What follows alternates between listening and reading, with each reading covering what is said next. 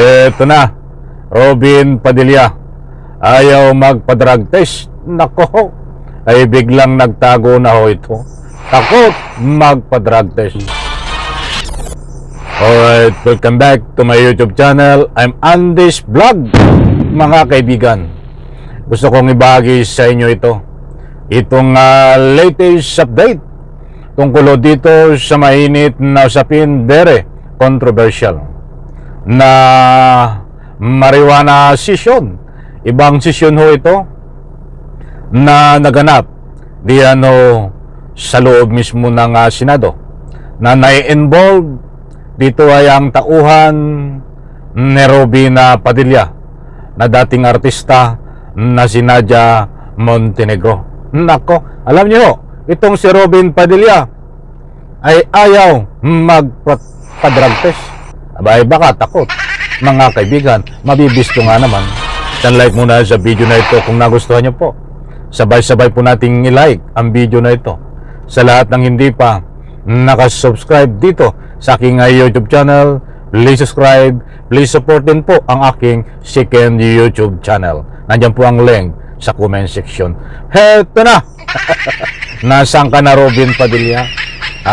Nasaan ka na? Bakit ang mga kasamahan mo na ibang senador ay kusa bukal sa kalooban na una pang nagpa-drug test kaysa sa iyo? Dapat ikaw ang mauna dahil yung opisina mo ang apektado dito at involved sa pamamagitan ng iyong staff. Bakit ikaw ay hindi voluntaryo na magpa-drug test? Ano ang dahilan? Mga kaibigan, heto, panoorin po natin, mga kaibigan. Shout out po sa lahat.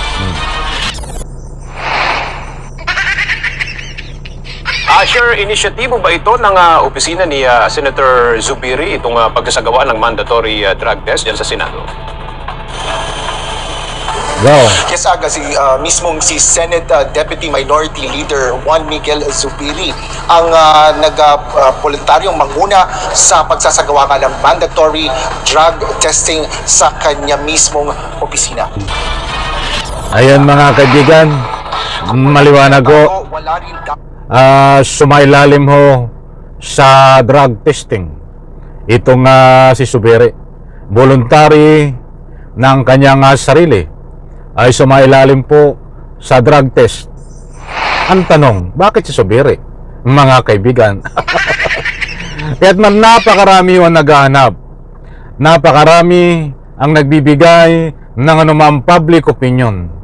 Bakit nasaan si Robin Padilla?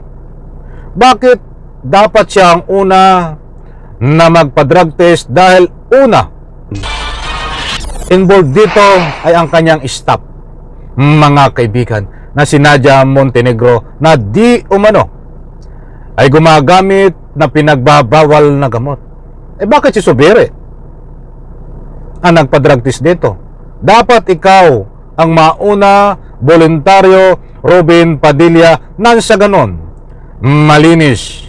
Paborito sa iyo para malinis ang iyong pangalan, para malinis ang iyong opisina, para malinis itong kumakalat, napakainit na usapin na yung iyong opisina ay nagkakaroon ng kaibang sesyon. Ano yun? Marijuana sesyon? O ito pa, mga kaibigan, at ikatakot. Ito ang binigyan diin ni Senator Zubiri kasabay ng paghihimok nito sa ibang pang mga opisina sa Senado na magsagawa na rin ng mandatory drug testing. Mismo ang Bukidnon Solon pa ang naunang magpa-drug test, habang kinumpirma nito na lahat ng kanyang 35 staff ay sasailalim rin rito. Ayon sa mambabatas, sa tulong ng accredited laboratory ng Senate Medical Bureau, kukunin ang kanilang urine samples para sa 5 pinagbabawal na gamot. Ang ingay-ingay mo pagdating sa usapin nang ikang pagtanggol kay Sara Duterte, kapag usapin na ipagtatanggol mo si Sara Duterte, Robin Padilla. But dito sa usapin na involve ang iyong staff sa paggamit ng marijuana na si Nadia Montenegro, bakit ka nagtatago? Bakit ka tahimik? May isang salita, wala kang masabi, bagkos ay nagtatago ka pa. Ikaw ba ay takot na magpa-drug test? Kung wala kang kinatatakutan dito sa drug test, Robin Padilla, dapat ikaw ang una na nagpa-drug test. Hindi ko na dapat ipaliwanag yan dahil alam mo na ang dahilan kung bakit ikaw ang una na nagpa-drug test. O ito pa. Kabilang sa maaari nitong makita sa ihi ay kung gumagamit ang isang individual ng shabu, marijuana, cocaine, ecstasy at opium. Bagaman marami anyang nagsasabi na hair follicle ang gawin, ay wala itong ganitong kakayahan sa ngayon. Ngunit kung mayroon man anyang magrekomenda ng hair follicle institution at ay walang problema anya kung magpapasailalim rin sila dito. Ayan mga kaibigan, yan po ang binagi ko sa inyo. Kinumpirma ho at nito nga si Zubiri, sumailalim nga po, kumpirmado sa drug test at malalaman po natin ang result niyan mga ilang araw kasi wala pang result na binibigay po hanggang ngayon. But ang tanong ho dito, ang big question, bakit si Zubiri ang una na magpa-drug test ay hindi naman nasasangkot ang kanyang opisina? O tama, magandang kaugalian yan, voluntary, para malinis, unahan niya na malinis ang kanyang pangalan. But mas maganda ho, in connection, ito ay napakalaking bagay na dapat pagtuunan ng pansin, na dapat mauna ho dito ay ang taong involved ang kanyang opisina na magpa-drug test. Walang iba ho kundi si Robin Padilla. Ang usapin ho dito ay staff ni Robin Padilla, si Nadia Montenegro. Hindi po staff ni Zubiri si Nadia Montenegro. Kaya't nakapagtataka ho kung bakit si Zubiri ang nag-voluntary na magpa-drug test. Maganda ho yan. Kaya lang ho, and kung iisipin po natin,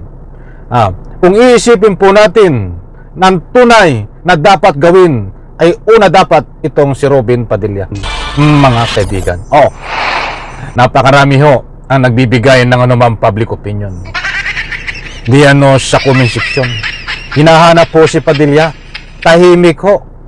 May isang salita ay hindi po nagbitiw tungkol dito sa kinasasangkutan ng kanyang staff. Sabihin man lang ba na kailangan managot o kailangang imbestigahan talaga o kailangan gusto nating marinig mismo sa ganyang bunganga na kailangan siya ay dapat magpa-drug test din para malinis. Diba? Ang pangalan, unang-una, opisina niya, pangalan niya, staff niya, ang sangkot ho dito. Mga kaibigan, kahit magpa-drug test nitong si Zubiri, only Zubiri lang ang malilinis ang kanyang opisina at ang kanyang pagkatao. But hanggang hindi ho sumasalang sa drug test itong si Robin Padilla, nakabaon ho sa puso at isipan ng taong bayan, pipira ang kanyang tagasunod. Dahil bulag na ang tagasunod yan na talagang nandun pa rin ang usapin ng marijuana session diyan po sa loob ng Senado na yan ho ay kakibat ang pangalan na Robin Padilla at Nadia Montenegro. Mga kaibigan, na lang po nakuha nyo ang gusto kong ipunto. Sa like ko sa video na ito. Maraming salamat. Bye. Pala po.